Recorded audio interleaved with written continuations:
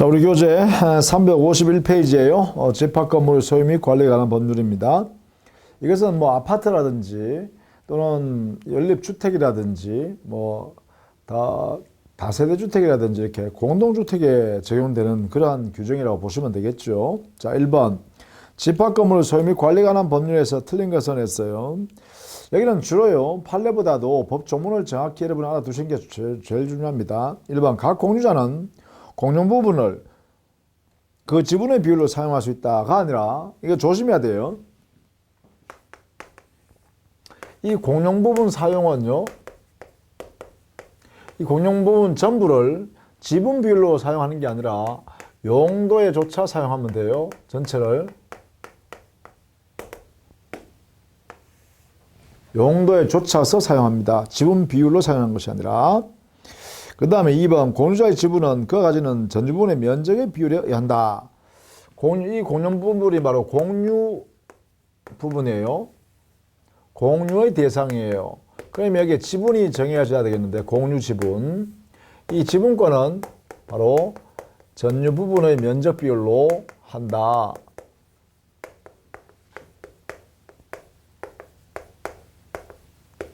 이걸로 정한다. 이런 이야기죠.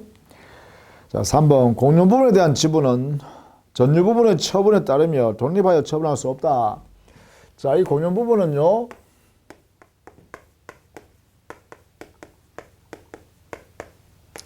전유 부분과 불가분의 관계에 떨어지면 떨어질 수 없어요. 전유 부분이 뭐냐? 여기가 바로 구분 소유권이 인정되는 그러한 대상 공간이죠. 이렇게요. 자, 그래서요, 공유 부분의 공유 지분권, 이거 하고요, 이거는요, 분리 불가능합니다. 언제나 붙어 있어요. 이것을 뭐라 하냐면 절대적 일체성이라고 해요. 전유 부분과 공용 부분은 절대적 일체성이다, 이 말이죠.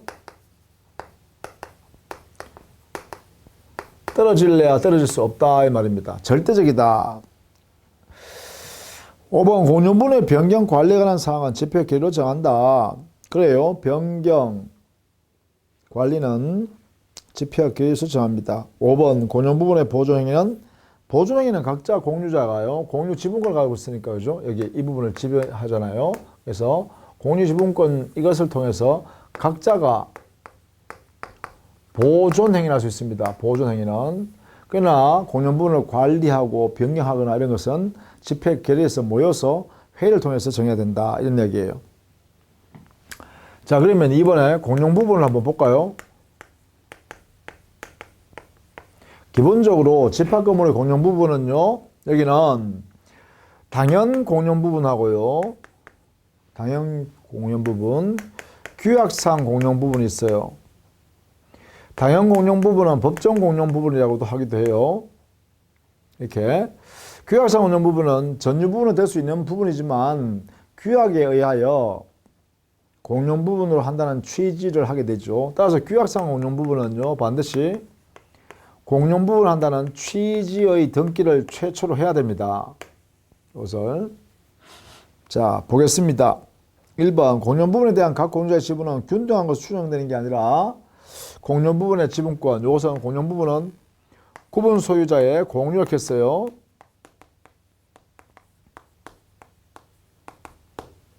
따라서 공유니까 공유 지분권이 있고, 이 지분권은 전유 부분의 면적 비율로 정한다 그랬죠. 균등한 걸 추정하는 게 아니라 틀렸다. 2번. 집합건물의 구분 공용 부분은 구분 소유자 전원의 합의에 의해서 분할할 수 있다. 분할 금지예요. 이거는 분할이 안 된다. 공유 지분권의 대상인 공용 부분에 대해서는 분할이 안 됩니다. 3번. 구분 소유자 일부의 공용에 제공되는 것이 명백한 때는 그들 구분 소유자의 공유에 속하고 전원의 공유에 속하지 않는다. 그래야 옳겠죠. 따라서 3번이 옳은 질문이에요. 그죠? 3번 질문이 옳은 질문이다. 4번. 공유물의 변경과 관리에 관한 사항은 구분 소유자 의결권에 4분의 3에 이래 되어 있는데요. 통상의 집회 결의에 의해서 합니다. 변경이 만약 공용부분이 변경되지 않는 정도로 관리행위라면 통상의 집회 결의로 합니다. 5번 구분 소유자는 자기의 지분의 비율로 공유물 전부를 사용할 수 있다 했는데 지분의 비율이 아니라 뭘 했어요? 공용 부분은 용도에 따라서 쫓아서 사용한다. 전부를 이렇게 해야 됩니다. 자, 그 다음에 3번 구분 소유자 간의 법률 관계 있네요. 1번 전유 부분은 구조 이용성 독립성이 있어야 돼요. 전유 부분 1번.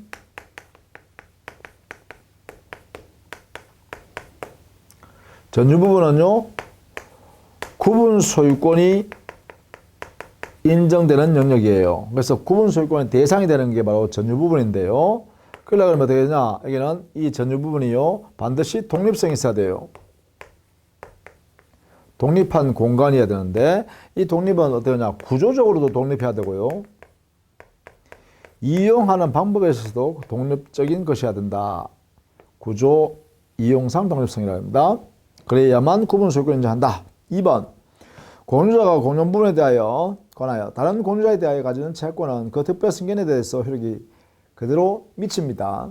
그러니까 특별 승계인도 그런 내용을 그대로 승계받는다는 거예요. 따라서 2번이 틀렸네요. 2번 특별 승계인에게 그대로 승계가 이루어집니다. 그래서 2번 틀렸습니다. 3번 공용 부분의 관리가 다른 구분 소유자의 권리에 특별한 영향을 미칠 때는 당연히 그 구분 소유자의 승낙을 받아야겠죠. 그렇다. 4번 공용 부분은 구분 소유자 전원의 공유에 속한다. 공용 부분은 구분 소유자 전원의 공유에 속하기 때문에 공유 부분이라고 했죠. 공유 지분권이 만들어진다 이렇게 했어요. 기본적으로. 4번 구분 소유자는 그가 가지는 전유 부분과 분리하여 대지 사용권을 처분할 수 없다. 저기에 5번 지분에요. 집합 건물이 놓여 있는 대지요. 그 대지는 집합 건물의 구분 소유자들이 사용권을 가지고 있어야 되죠. 이 사용권은 반드시 뭐예요? 구분 소유권과 분리할 수 없죠.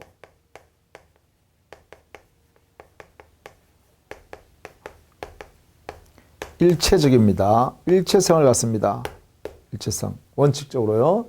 대지 사용권. 이때 대지를 사용할 수 있는 권리의 속성이 어떤 거냐 하면 소유권도 있을 거고 토지 소유권, 토지 지상권, 토지에 대한 전세권, 토지에 대한 임차권 이런 것들이 요 사용권의 종류가 될 수 있겠죠. 이것을 어떻게 한다고요? 이렇게 가지고 있는데 이때 구분 소유자는 뭐예요? 자기 전유 부분의 면적 비율로 이 대지 사용권을 공유하는 거죠. 이렇게 구분 소유자들이 함께 공유합니다. 그래서 옳은 질문이다. 처분할 수 없습니다. 분리해서. 자, 4번. 집합 건물의 대지 사용권에 관한 설명은 옳은 것을 했어요. 1번. 집합 건물의 대지는 일필지의 토지여야 한다. 뭐 일필지든 수필지든 관계없습니다. 반드시 일필지여야 할 필요는 없죠. 2번 대지 위에 일동의 건물이 있을지라도 공유자 전원의 동의가 있으면 분할을 청구할 수 있다. 이 대지 사용권도 공유 대상이지만 즉 구분 소유자들의 공유이지만 분할 불가. 분할하면 법률관계가 너무나 복잡해지기 때문에 분할하면 안 됩니다. 분할할 수 없다. 이게 자, 요거요. 대지 사용권에 대한 대지에 대한 분할도 할 수 없고 또 공용 부분도 분할이 안 된다 했어요. 그죠? 공용 부분도. 그래서 대지 사용권엔 대지와 공용 부분은 공유 지분권이 인정되는 공용 부분 여기는 분할을 할 수 없다. 분할할 수 없다. 알아두셔야겠습니다. 반드시. 자, 그 다음에 3번. 지상권 또는 임차권이 대지 사용권이 될 수 있다. 이거죠. 지상권도 될 수 있고 임차권도 대지 사용권의 한 종류로 될 수 있다. 옳습니다. 4번. 부동산 등기법상의 전유 부분과 분리하여 처분할 수 없는 것을 대지 사용권이라 한다. 그렇죠. 대지 사용권은요. 대지 사용권은 전유부분과 분리할 수 없도록 등기부에 딱 등기하는 것을 뭐라 하냐? 대지 사용권을 뭐라 그러냐? 대지권 등기라 그래요. 그 대지권이라 그래요. 대지권. 이 대지권이 돼버리면 분리해서 팔 수 없는 거죠. 이 소유권인 지상권이 등기부상에 전유부분과 딱 일치되도록 등기해 놓은 그 권리를 우리는 대지권 등기라 그래요. 대지권. 대지권이라 그래요. 대지 사용권이 아니죠. 이게 대지 사용권이 될 수 있는 것들이고, 그 구체적 소유권이라는 것이 대지 사용권이라면 그 소유권이 바로 대지권이 되겠죠. 이 대지권은 분리할 수 없습니다. 그래서 거기에 4번요. 부동산 등기법상에 나타나는 전유분과 분리하여 처분할 수 없는 대지에 대한 사용권을 우리는 이름하여 대지권이라고 합니다. 대지권. 대지 사용권을 하는 게 아니고요. 자, 5번, 그 다음에 5번 특이하기 없는 한 대지 사용권은 구분 소유자에게 균등에 기술되는 것을 추정된다. 균등한 게 아니라 뭐라 했어요, 이게? 이 공유 지분, 대지 사용권은 공유 지분권을 갖게 되는데, 이 지분은요, 전유 부분의 면적 비율로 정합니다. 이것도 역시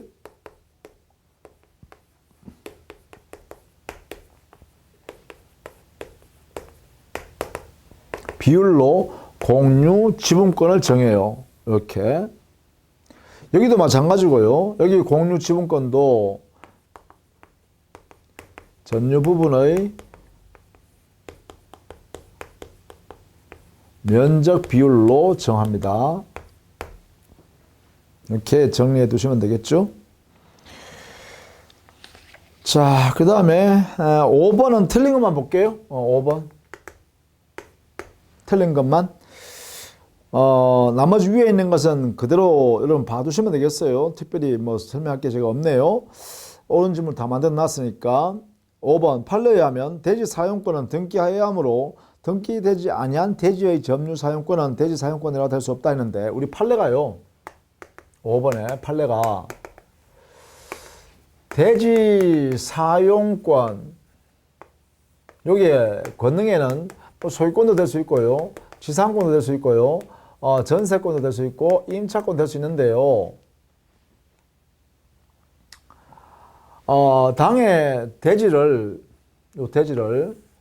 점유하여 사용하고 있는 권리, 점유 사용권, 이것도 여기에 포함시킬 수 있다, 이렇게 하고 있어요. 우리 판례가. 그러니까 이 점유권과 조금 다르다는 거죠. 우리 민법에 단순한 점유권과는 같지 않다라고 봅니다.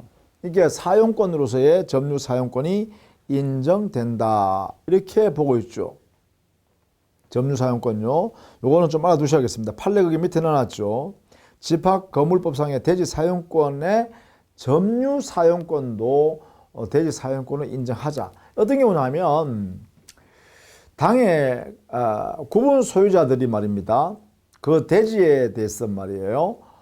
대지를 사기로 매매 계약을 체결하고 토지 소유자하고, 그래서 대금을 중도금까지 주고 나서 대지 소유자한테 동의를 받은 거죠. 여기에 건물 지을게요. 우리 집합 건물 하나 지을 테니까 여기에 허락해 주세요 하니까 토지 소유자가 그걸 허락한 거예요. 그 자기의 토지, 지금 현재 잔금을 안 받았지만 토지 위에다가 건물 지어도 좋다라고 허락해 준 거죠. 그래서 집합 건물의 구분 소유자들이 돈을 투자해 가지고 건물 지었단 말이에요. 그러면 지금 잔금은 아직 덜 치렀지만, 즉 토지에 대한, 대지에 대한 소유권이라는 느낌을 받지는 않았지만, 구분 소유권을 확정한 다음에 구분 소유자들이 그 집합 건물을 사용하고 이사해서 들어갔단 말이에요. 들어가 있으면서 잔금을 치르기 위해서 돈을 아직 만들어서 대지에 대한 소유권을 이전 등기하지 않은 채 사용하고 있는 거죠. 이런 대지 사용권, 이게 바로 뭐예요? 점유 사용권이죠. 이 점유 사용권도 보통의 점유권과 다르게 바로 대지 사용권의 하나로 인정할 수 있다, 이렇게 한 것이죠. 우리 판례가. 자, 6번도 틀린 것만 좀 볼까요? 6번. 집합건물 소유 및 관리에 관한 법률에서 틀린 거 써냈는데, 1번 집합건물의 임차인은 관리인이 될 수 없다 했는데, 관리인의 지위에는 아무런 자격에는 관리인, 이 관리는 기본적으로요, 구분 소유자가 10인 이상이면 두어야 합니다. 관리인을 두어야 해요. 이때 관리인의 자격에 대해서는 아무런 제한을 두지 않습니다. 제한을 둔 바가 없습니다. 그러니까 이 관리인은 임차인이어도 무방합니다. 관리인이 전혀 관계없어요. 따라서 그것이 틀렸네요. 나머지는 또 그대로 봐두십시다. 그게 2번 같은 경우 서면 결의 방법에 의한 재건축 결의도 가능하다. 이런 것도 읽어봐 두시고요. 나머지는 여러분 그대로 봐두시면 되겠어요. 특히 5번 같은 것도 알아두셔야죠. 공용 부분의 관리비에 대한 연체료. 연체료는요, 이게 특별 승인한테 승계되지 않습니다. 연체된 관리비는 4번인가요? 5번이죠? 자, 공용 부분에 대한 관리비가 있을 거 아닙니까? 이 부분에 대한 관리비. 이 관리비를 연체한 당사자는 연체한 경우, 관리비를 연체한 경우, 이때는 구분 소유권을 양수받은 사람에게 이 관리비, 연체된 관리비는 그대로 승계돼요. 이렇게 돼요. 그런데 이 관리비를 연체했으니까 연체료도 발생하죠. 관리비 외에 여기에 대한 연체료도 발생해요. 여기에 생기는데 이 연체료는 여기에 승계되지가 않는다 이 말이야. 관리비는 연체된 관리비는 승계가 되지만, 그렇죠? 조심해야 돼요. 관리비. 그러나 연체료는 승계되지가 않는다. 이렇게 정리해 둡니다. 자, 그 다음에 7번도 한번 볼까요? 7번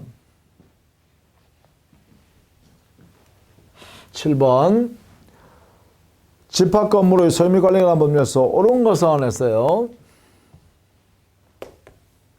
1번 관리비 징수에 관한 유효한 관리단 규약 등이 존재하지 않는 이상 이 법상의 관리단은 공용분에 대한 관리비를 구분 소유자에게 청구할 수 없음이 원칙이다가 아니라 당연히 공용분에 대한 사용료는요, 당연히 관리비는 구분 소유자에게 청구할 수 있습니다. 즉 우리 집합 건물의 소유 및 관리에 관한 법률에 따라서 관리비 부과가 가능하다는 거예요.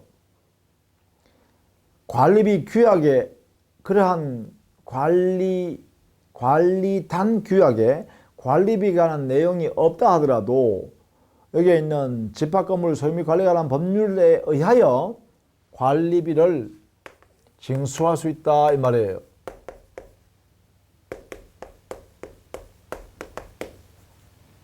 관리비는요 반드시 내야 한다 이 말입니다. 특히 공용 부분의 경우는 공용 부분은 연체한 경우에도 관리비는 승계된다겠죠. 자, 1번 그래서 틀렸습니다. 2번 대지 사용권은 법원의 강제 경매 절차에 의해서라면 전제 부분과 분리하여 처분할 수 있다 했는데 2번 대지 사용권 자체가요, 이거는요 구분 소유권과 일체성 있죠. 일체성. 그 일체성 때문에 구분 소유권 함께 움직여야 한다 이런 이야기입니다. 운명을 같이 하는 게 옳다. 분리할 수 없다 이게 원칙입니다. 3번 대지 사용권을 전유분과 분리하여 처분하는 것을 금지하는 취지를 등기하지 않으면 그래요. 제3자한테 대항할 수 없어요. 따라서 3번이 옳은 질문이네요. 자, 3번 우리 법 규정에 명문으로 되어 있어요. 4번 주거용 집합건물을 철거하고 상가용 집합건물을 신축하기로 하는 재건축결의. 재건축결의는 이것도 가능하다. 주거용 즉 주택이었는데 주택의 집합건물이었는데 주택의 집합건물이었는데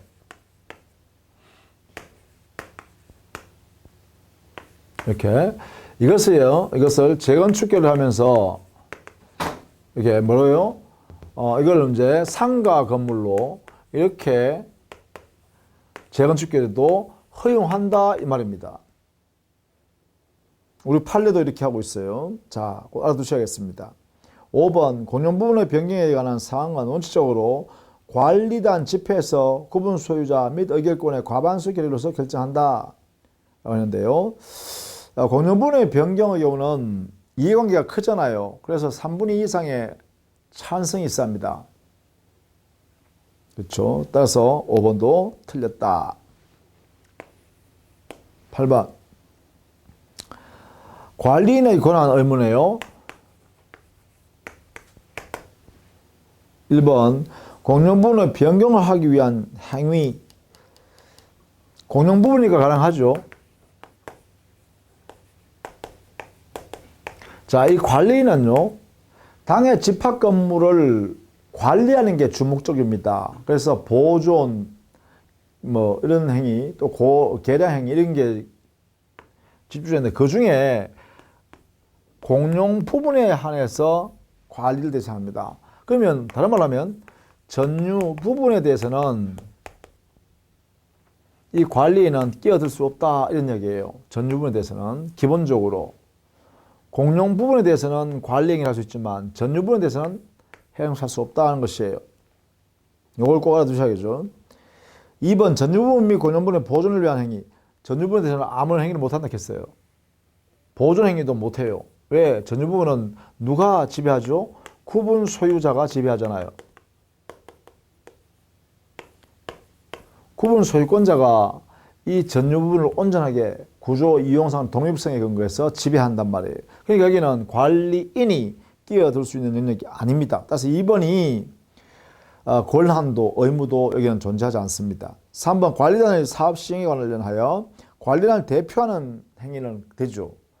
대외적으로 대표권이 바로 관리인에게 있습니다. 5번 관리단이 사무집행을 위한 분담 금액을 각 구분 소유자에 청구하는 행위. 이것도 역시 그렇죠. 내부적으로 사무집행이니까요. 이것도 역시 관리인의 권한이자 의무입니다. 5번 매년 1회 일정한 시기에 구분 소유자에 대하여 사무를 보고하는 행위. 이것도 역시 관리인의 의무이죠. 보통 입주자 대표 회의에서 관리인이 와서 보고하죠. 자, 9번 집합건물 소유 및 관리에 관한 법률의 내용으로 가장 타당한 것은 했어요. 1번 구분 소유자가 10인 이상일 때는 관리인을 둘 수 있다 아니라 1번 관리인을 10인 이상이면요. 자, 구분 소유자가 용어에 조심해야 돼요. 구분 소유자가 10인 이상이면 관리인을 둘 수 있다가 아니고 관리인을 두어야 합니다. 강제적이죠. 두어야 한다. 따라서 틀렸고요. 2번 관리단은 구분 소유자 및 전유 부분의 점유자 전으로서 당연히 구성되는 것이다. 자, 2번에 관리단이네요. 관리단은 구분 소유자 전원으로서 당연입니다. 점유자는 제외. 구분 소유권자 전원으로서 당연히 구성되는 비법인 사단입니다. 이렇게 하고 있습니다. 이게 판례이기도 하죠. 관리단.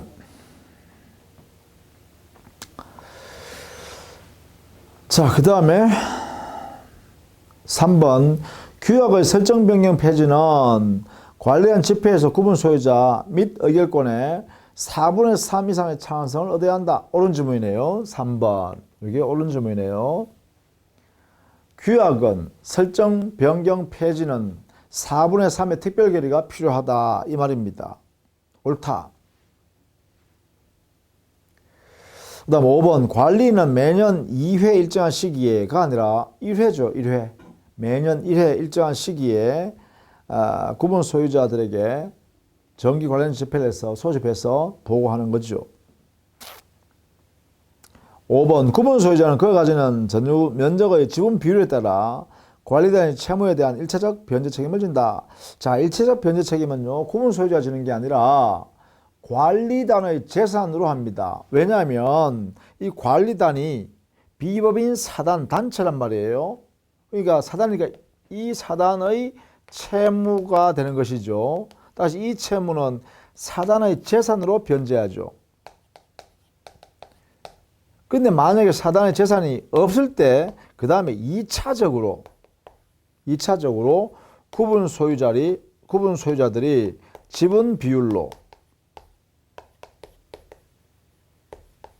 전유 부분의 지분 비율 있죠? 그걸로 부담하게 되죠. 그래서 2차적 책임이 구분 소유자에게 온다. 이렇게 봐야죠.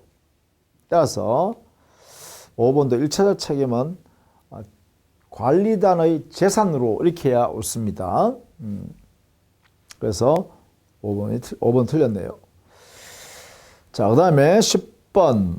옳은 것은 했죠. 1번 공용 부분은 원칙적으로 구분 소유자 전원에게 공유에 속하는 것이지만, 그렇죠. 구분 소유자 전원에게 공유에 속해요. 공유관계예요.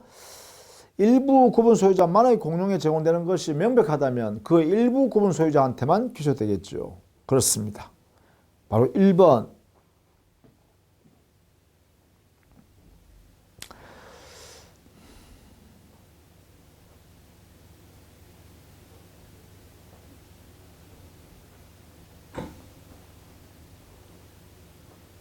자, 그 다음에 2번. 집합 건물의 소유를 목적으로 하는 지상권은 대지 사용권이지만 대지권이라고는 할 수 없다.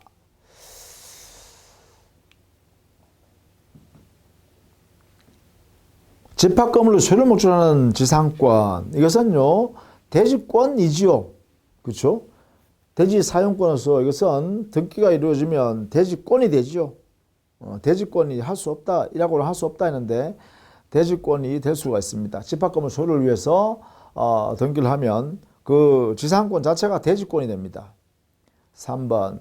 공용 부분의 변경은 구분 소유자 및 의결권의 4분 3 이상의 다수에 의해서 집회 결의로서 결정하지만 공용 부분의 개량을 위한 것에서 과단 비용이 드는 것이 아닐 때는 통상의 집회 결의로서 결정할 수 있다. 그렇죠. 이것도 옳은 질문입니다. 그 다음에 4번. 집합 건물의 전세권자는 이해관계에 있는 경우에 한하여 집회에 참석하여 의결권을 행사할 수 있다. 자, 원칙적으로요, 의견은 진술할 수 있으나, 진술은 할 수 있으나, 의결권을 행사할 수는 없죠. 틀렸습니다. 5번. 구분 소유자는 지분 비율 또는 규약에 따라 관리단의 채무에 대한 2차적 변제 책임이 있다. 옳은 질문이죠. 1차적으로는 관리단 재산으로 변제해야 할 책임을 지게 되고 관리단 재산으로 2차적으로는 그래요. 구분 소유자의 책임이 됩니다.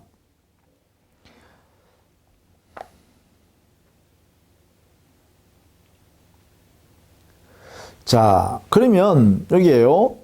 3번에 이제 한번 보시죠. 3번 질문이 조금 헷갈리기 쉽죠. 그죠? 공용 부분의 변경은 구분 소유자 및 의결권의 4분의 3 이상의 다수에서 집회 기로서 결정하지만 공용 부분의 개량을 위한 것으로 과단 비용이 드는 것이 아닐 때는 통상의 집회 기로서 결정한다 했는데, 자, 원칙적으로요, 공용 부분의 개량이나 변경에는 원칙적으로 4분의 3의 특별 결의를 필요로 한다. 다만 개량에 과단 비용이 들지 않으면 통상의 결의로서 정한다. 이렇게 되어 있거든요. 그래서 여기에 개량을 위한 것으로 과단 비용이 들지는 것이 아닐 때는 이렇게 해가지고 통상의 집회 결의로 결정한다. 이렇게 됐는데 이것은 우리 법 규정상 원칙과 예외를 잘못 기재하고 있는 거죠. 그래서 3번은 틀렸다. 이렇게 보셔야겠네요. 이게. 자, 그 다음에 1번은요. 공용 부분은 원칙적으로 구분 소유자 전원의 공유에 속하는 것이지만 일부 구분 소유자만의 공용에 제공되는 것이 명백한 경우에는 그 일부의 구분 소유자들의 공유로 한다. 이렇게 되겠죠. 따라서 1번하고요. 5번이 옳은 질문이 되겠네요. 그죠? 그래서 10번도 1번과 5번 이렇게 옳은 질문이라고 정리해 두시면 좋겠습니다. 정리를요. 자, 그 다음에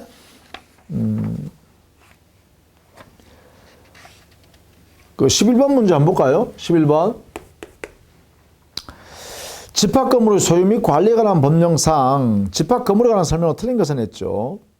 1번 집합 건물의 경우에는 집합 건축물 대장에 등록되지 않더라도 구분 소유가 성립할 수 있다.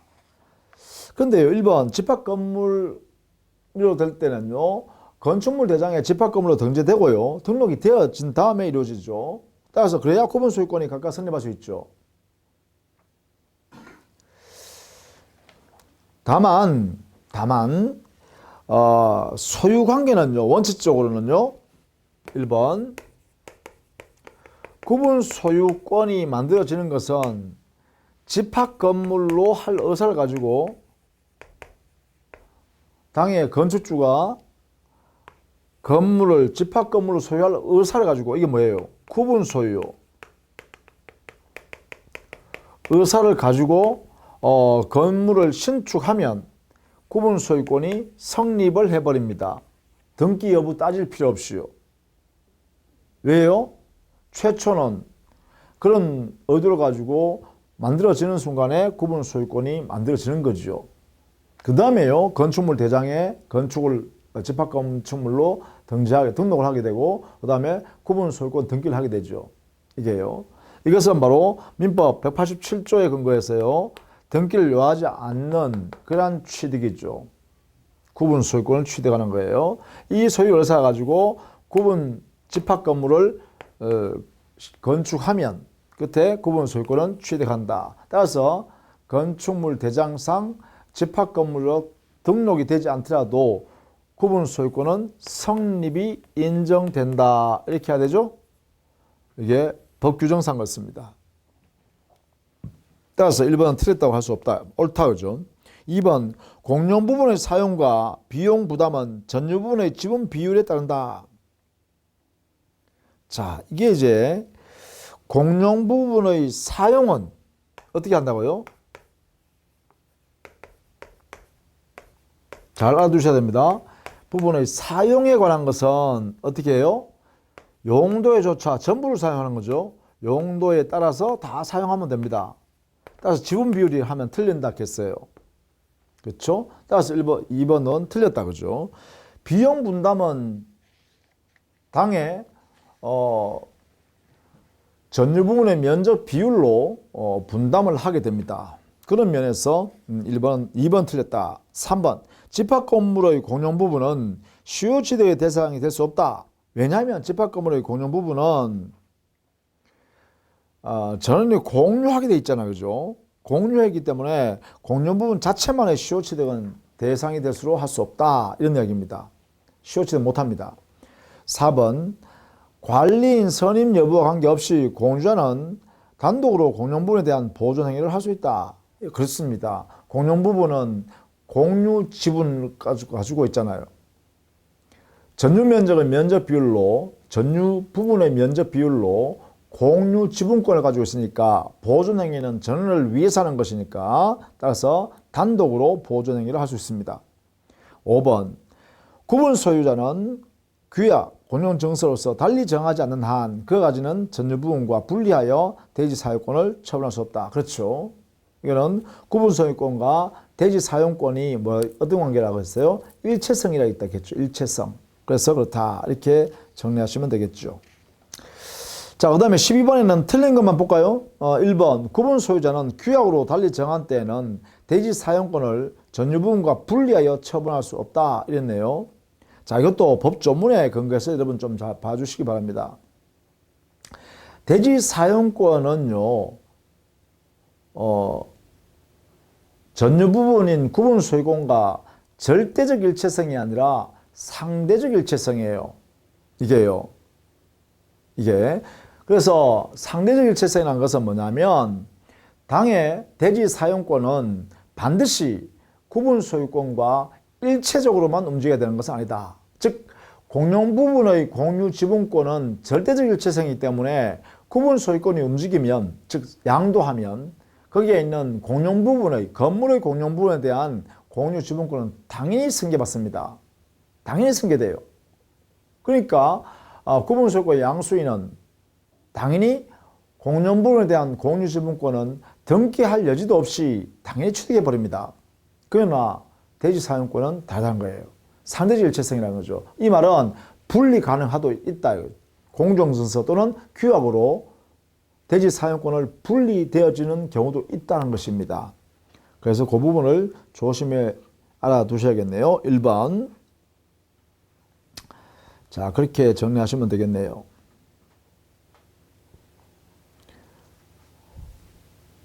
자, 3번 질문 한번 보실래요? 3번. 이것도 역시 판례니까 알아두시면 좋겠습니다. 구조 이용상 독립성을 갖추고 있더라도 소유자가 구분 건물로 등기하지 않고 일동의 건물로 객체로 해서 등기를 한 때에는 구분 소유권 성립하지 않는다. 이게 옳은 질문이에요. 이게 무슨 말이냐면 이거예요. 구분 소유권을 발생시키는 것은요, 반드시 구분 소유 의사를 가지고 해야 되는 거거든요. 그런데 당사자가요, 구분 소유할 의사를 가지고 있지 않다는 거예요. 즉, 이게 여러 가지 나누어서 이렇게 하나, 둘, 셋, 넷, 다섯, 여섯, 일곱, 여덟, 아홉, 열 이렇게 10개의 공간을 해서 구조 이용상 독립성이 있어요. 이렇게. 근데 이 건물을 지은 갑이라는 사람은 이것을요, 하나의 소유권의 건물로 자기는 의도했다는 거죠. 즉 구분 소유 의사가 없었다고 하면 그럼 이것은 갑이라는 사람은 등기를 어떻게 할까요? 요걸 하나의 소유권 보존 등기 하겠죠. 이렇게 갑 소유권 보존 등기. 이 의미는 바로 갑은 이 건물을 집합 건물로 소유할 의사가 없다 이 말이죠. 다른 말하면 구분 소유할 의사가 없다는 것이죠. 그렇다면 이 갑의 의사에 따라서 구분 소유권이 만들어질 수가 없다는 것이죠. 이게 이제 판례 태도입니다. 자, 그렇게 구분 소유 의사가 있어야만 구분 소유권이 만들어질 수 있다 이런 이야기예요. 자, 그런 의미를 여러분이 같이 좀 알아두시기 바랍니다. 자, 그 다음에 13번 의결권과 의결 방법에 대한 것인데요. 틀린 것은 이 법조문을 그대로 옮겨놨으니까 여러분 좀 알아두시기 바랍니다. 1번 각 구분 소유자의 의결권은 규약의 특별한 규정이 없는 경우에는 전유부분의 면적 비례해야 한다. 그렇습니다. 2번 전유부분이 수인인 공유에 속하는 경우에는 의결권을 행사할 사람 한 사람을 정해야 되죠. 3번 서면 대리인에 의하여 행사할 수도 있다. 가능합니다. 4번 구분 소유자 및 의결권은 4분의 3 이상의 서면에 의한 합의가 있는 때는 관리단 집회 결의에 의한 것으로 본다 이랬는데 5분의 4 이상의 특별 결의가 있어야 서면 결의를 집회 결의로 이렇게 의지할 수 있습니다. 5분의 4 이상. 그래서 4번이 틀렸네요. 5번 이해관계에 있는 점주자는 의결권은 없으나 그렇죠? 전세권자라든지 임차인이라든지 이런 사람은 진술할 수 있는 이해관계에 대한 진술을 할 수 있어도 의결권 자체는 없습니다. 의결권 누구한테 있어요? 구분 소유자에게만 의결권이 있습니다. 이렇게 정리되어야겠죠. 자, 그 다음에 14번도 역시 판례 태도를 정리한 것인데요. 여기도 뭐 그 내용 그대로 봐두시면 되겠는데 틀린 것만 보죠. 2번 기존 건물의 중적 부분이 구조 이용상 독립성을 갖추었다면 당연히 구분 소유권이 성립하고 여기서 틀렸죠. 당연히 성립하는 게 아니라 뭐라고요? 당연히 성립하는 게 아니라 구분 소유 의사를 가지고 구분 소유권을 만들어내야 되죠. 구분 소유 의사가 없으면 구분 소유권이라 인정할 수 없다는 것이다. 그죠? 그러니까 기본적으로 당사자 건물을 신축하는 건축주가 어떤 의도를 가지고 건축하느냐라는 게 중요하다는 거예요. 이게 따라서 2번에 보시면 이게 이제 옳지 않다는 거예요. 아무리 구조 이용상 독립성을 가졌더라도 당연히 구분 소유권을 성립하고가 아니라 이것은요 소유자가 즉 건물을 건축하고 있는 건축주가 구분 소유 의사를 가지고 구분 행위를 함으로써 구분 행위 나누는 거죠. 독립된 공간을 구조 이용상 독립성 공간을 이렇게 구분 소유 목적을 가지고 구분 행위를 하게 되면 그때 구분 소유권을 취득하는 거다 이 말이에요. 그래서 2번이 틀렸어요. 자, 잘 봐두시기 바랍니다. 거기 3번 한번 보시면 되겠네요. 건축법상의 부속 주차장으로 설치된 상가 건물의 지하 주차장. 자, 상가 건물의 지하 주차장이죠. 상가 건물의 지하 주차장이요. 이용상, 구조상 독립성이 인정된다면 그것은 구분 소유권을 대상으로 만들었는데 전용할 수 있다는 거예요. 이게 우리 판례 태도예요.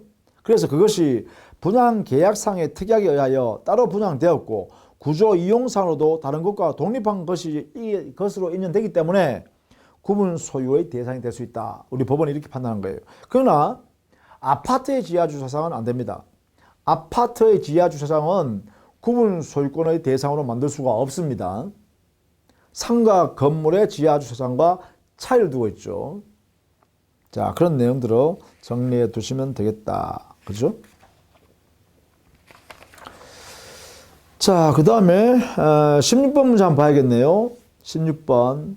집합 건물의 재건축 및 복구에 관한 설명이다. 옳지 않는 것은 1번. 단지 내 건물을 일괄 재건축하는 경우에는 개개의 구분 건물마다 특별결의 5분의 4 이상의 특별결이 있어야 돼요. 특별결의라는 게 5분의 4 이상의 특별결의예요.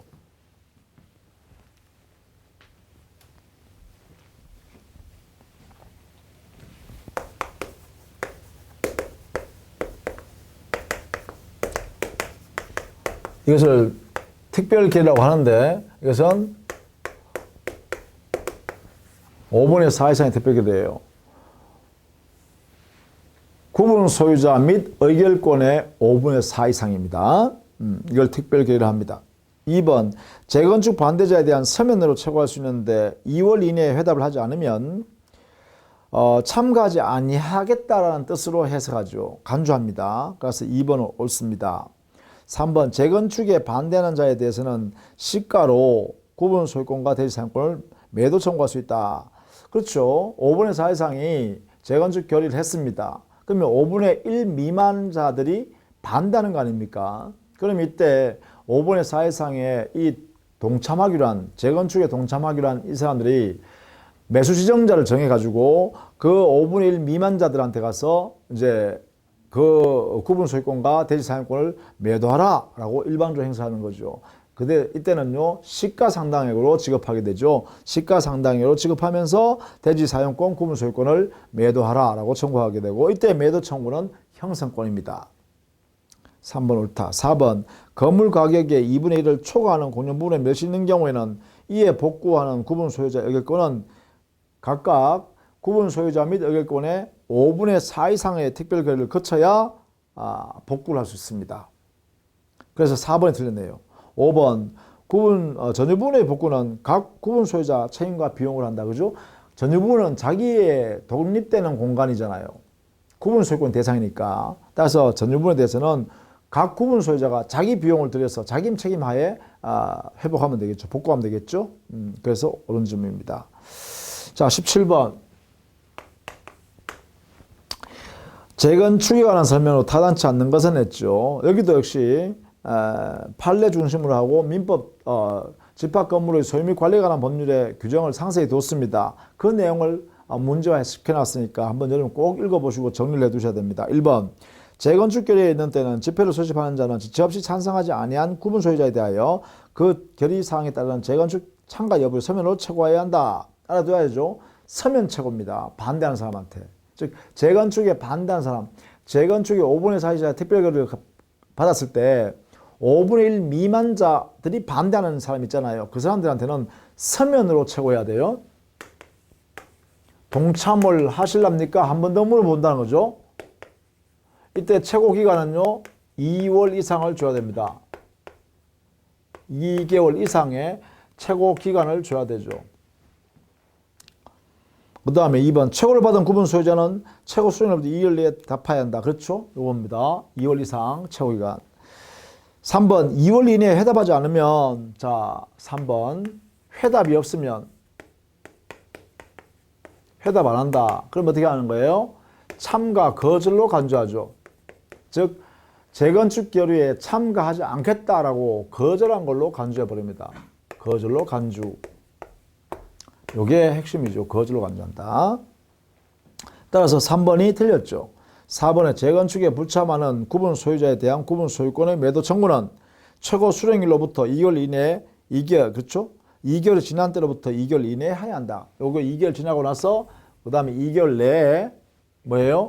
참가 거절한 사람한테 야, 그 우리가 매수할 테니까 매도해라 라고 매도 청구할 수 있고, 매도 청구하면 이거는 시가로 지급해야 되고, 시가로 지급하면서 매도 청구하면 형사권이니까 강제로 그 소유권을 회수할 수 있습니다. 5번, 매도 청구를 할 수 있는 자는 재건축 결의에 찬성한 각 구분 소유자, 재건축에 참가할 뜻을 해답한 각 구분 소유자 및 이들 전원의 합의에 의하여 지정된 매수 지정자이다. 그렇죠? 5번에요. 보통 이걸 우리는 매수 지정자라 그래요. 집회 결의에서 뭐 다 우르 가서 5분의 4 이상에 찬성한 사람이 다 가서 그 5분의 1 미만자한테 가서 우리한테 넘겨라 이렇게 청구하는 게 아니죠. 그래서 5분의 4 이상에 동의한 사람들끼리 뭐 해야겠어요? 매수 지정자를 정하는 거죠. 집회에서 그죠? 집회 정해서 당신이 가서 그거 매수하라고 이렇게 지정해 주는 거죠. 그래서 매수 지정자가 반대한 사람한테 가서 매도 청구를 행사하는 거죠. 자, 이렇게 정리해 두시면 되겠네요. 자, 다음 시간에는요, 부동산 실거래자 명의 등기에 관한 법률을 마지막으로 정리하도록 하겠습니다. 자, 수고 많으셨습니다.